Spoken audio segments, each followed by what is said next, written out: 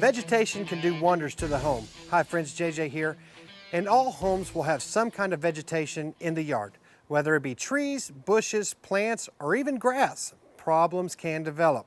With a few tips, you can maintain the exterior beauty of your home and prevent future problems. Let's take a look at trees. Trees play an important role when it comes to our yard. Shade trees can really make these Texas summers more bearable on your home and your electric bill. But without proper maintenance, it can be unbearable on your bank account. Like I said before, vegetation is one of the most neglected areas around your house. If you let trees grow up without trimming them, then they can grow all over your house or even onto your roof, and what's lurking underneath may just be devastating. This kind of damage of ripped shingles and torn tar paper can allow water into your attic space and possibly into the interior structures of your home. Now when you trim these trees back, make sure you allow enough room for the trees to blow in the wind without touching the rooftop. Keep an eye on your trees and keep them off your house. Shrubbery can add beauty to most any landscaping, but a lack of maintenance can add a lot of underlying cost. Bushes are usually around the wood and brick of a home. Trimming bushes about 6 to 12 inches away from the house will alleviate most problems, as well as cutting down vines that are growing up on the walls of your house. I can't tell you how many times I've seen rotted wood, gaps in the brick mortar, and even torn window screens, all because the bushes were touching the house. Why? Because plants and bushes hold a lot of water. Even though you can't see it, you can see the damage if you let it go. If you price the repairs of these issues versus the cost of a trimmer, you can easily see how much money you've just saved. A foundation should be visible at all points of your house. That's this area below the siding that is concrete. This is important because it tells us how much clearance we have. An easy way to figure this out is by what kind of siding is on your home. Is it brick or stone? Then you should have at least 4 inches of clearance between the ground and the siding. Do you have wood or stucco? Then you should have at least 6 inches clearance between the ground and the siding. Why is this important? Have you ever seen areas like this around the base of your wood siding? During a rainstorm, water can splash up on the siding and deterioration occurs. Also, vegetation can grow into the structure behind the wall, including the weep holes, and grab a hold of the wood structures. But the number one reason why we want to see the slab is because of these little guys. These guys are termites. Everyone cares about termites during the home buying process, but after that, they forget all about them. Now that we've talked about the importance of maintaining the vegetation of your yard, hopefully you can see how much money can be lost just to neglect alone, and how cheap knowledge can be. Thanks again.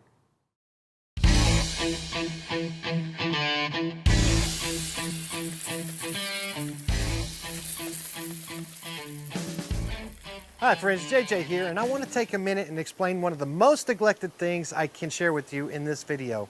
And that has to do with watering your lawn, or more importantly, watering around your foundation.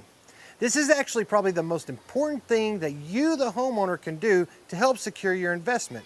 Now, whether you intend to live there for the rest of your life or just a few years, watering is key to preventing large disasters.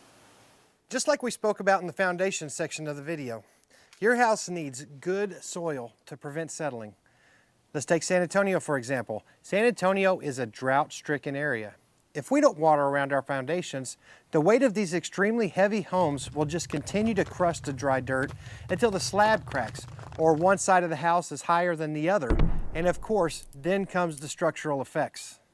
Now I know a lot of you are confused thinking that watering your lawn is to make the grass green and the plants and flowers to grow. But that is not the biggest benefit when it comes to watering your lawn.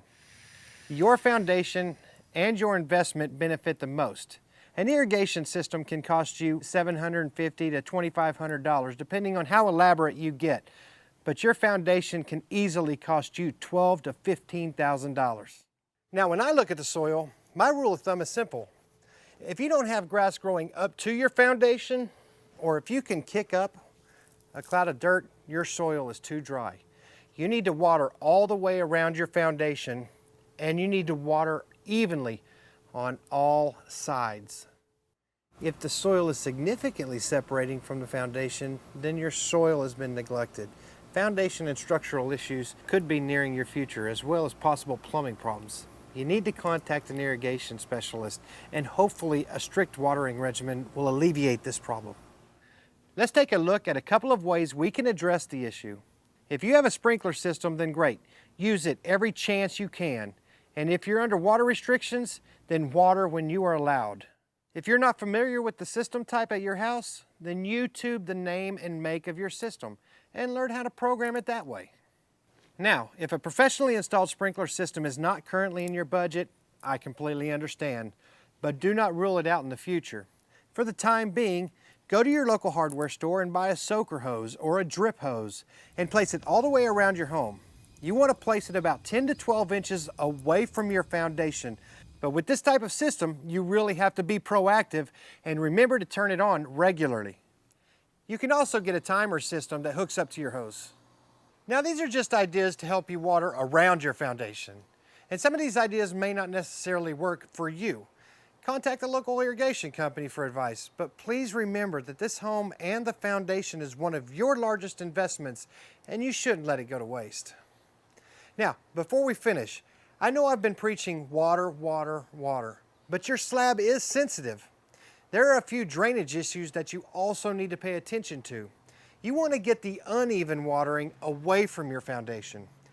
Gutters tend to clog from roofing granules, leaves, and other stuff. But almost always, there is one side of the home that is clean and flowing properly. If one downspout is diverting water properly and the other side is not, then one side of your slab is getting water and the other side isn't. That is how sensitive your slab and the soil around it can be. You also want to walk around your home and look for areas that may be low or that can hold water around the foundation. These need to be addressed to divert water away from the foundation. Good luck, and don't forget to water, water, water.